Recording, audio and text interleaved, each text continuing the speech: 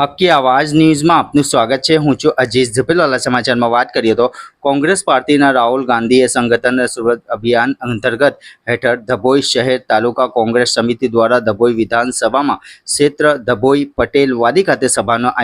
કાર્યક્રમનું આયોજન કરવામાં આવ્યું હતું, જેમાં વિવિધ કોંગ્રેસના આગેવાનો દ્વારા કાર્યક્રમને માર્ગદર્શન આપી સંગઠનને લગતા પ્રશ્નોનું નિવારણ લાવવા અને સંગઠનને મજબૂત બનાવવા જણાવ્યું હતું। કોંગ્રેસ પાર્ટી દ્વારા પાયલોટ પ્રોજેક્ટ ગુજરાતમાંથી શરૂઆત કરવામાં આવી હતી, જેમાં ધભોઈ પટેલવાડી ખાતે રાજસ્થાનના ઇન્દ્રની રાજનગરના સાંસદ અને વડોદરા જિલ્લાના એઆઈસીસી સંગઠનના પ્રભારી કુલદીપ ઇન્દોરાજીએ પોતાના વક્તવ્યમાં જણાવ્યું હતું કે આપના દેશના સામાન્ય લોકો પહેલેથી જ મોંઘવારી અને બેરોજગારી ભૂખમરાનો સામનો કરી રહ્યા છે, ત્યારે તેઓને રાહત આપવાને બદલે ઉલટાનો ભાવ વધારો કરવામાં આવી રહ્યો છે। આ પ્રોગ્રામમાં મોટી સંખ્યામાં લોકો હાજર રહ્યા હતા। પ્રોગ્રામના શરૂઆત પહેલા કાશ્મીરના પહેલગામમાં આતંકી હુમલામાં 28 શહીદો માટે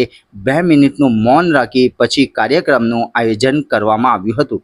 રિપોર્ટ રફીક મંસૂરી।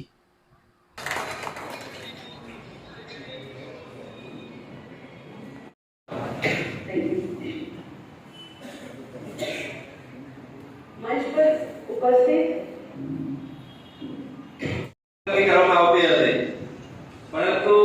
રાહુલજીએ એક પ્રોજેક્ટ આપ્યો છે, ગુજરાતમાં શરૂઆત કરી છે કે સંગઠનના જે પ્રમુખશ્રી જે છે એ પ્રમુખશ્રી દરેક તાલુકામાં જે પ્રભારીશ્રીઓ છે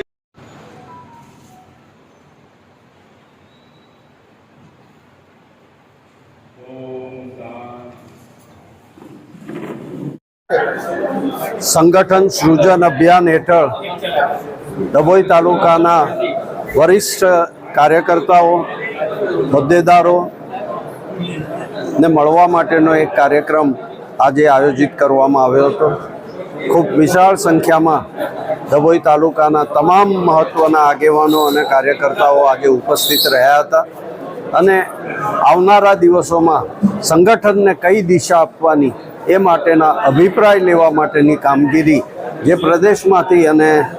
राष्ट्रमांथी जे निरीक्षको आव्या छे एमनी उपस्थितिमां आजे थनार छे अने हवे कार्यकर्ताओनी अपेक्षाओ शुं छे अने कार्यकर्ताओनी इच्छा शुं छे एने ध्यानमां लई अने कोंग्रेस पार्टी आवनारा दिवसोमां संगठनना निर्णयो करवानी छे। आज ऑल इंडिया कांग्रेस कमेटी की ओर से हमें जो जिम्मेवारी देकर भेजा है, मेरे साथ जो हमारे पीसीसी से ऑब्जर्वर हैं डॉक्टर पलक वर्मा जी, हमारे इमरान खेड़ेवाला जी, जगदीश भाई पटेल जी और हमारे ग्रामीण जिला के जिला अध्यक्ष भाई जसपाल सिंह जी परिहार साहब, हम तमाम लोग यहाँ आज जो तालुका की बैठक है, शहर और तालुका दोनों की बैठक लेकर हमने यहाँ चर्चाएं की हैं, अपनी बात रखी है। राहुल गांधी जी ने जो हमें जिम्मेवारी देकर भेजा है कि सभी कार्यकर्ताओं से हम वार्ता करें, चर्चा करें कि किस प्रकार से यहाँ संगठन मजबूत हो सकता है, किस प्रकार से यहाँ के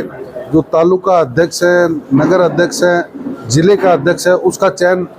इनके माध्यम से हम करना चाहते हैं। इसीलिए हम ज़मीनी स्तर पर आकर व्यक्तिगत रूप से सभी लोगों से, सभी पदाधिकारी, यहाँ के जो वरिष्ठ नेता हैं, यहाँ के निर्वाचित जो सदस्य हैं, उन सब से वार्ता करके हम अपनी रिपोर्ट एआईसीसी में सबमिट करेंगे ताकि सही निर्णय हो सके। इसीलिए आज ये बैठक रखी गई जिसमें हम लोग शामिल हुए।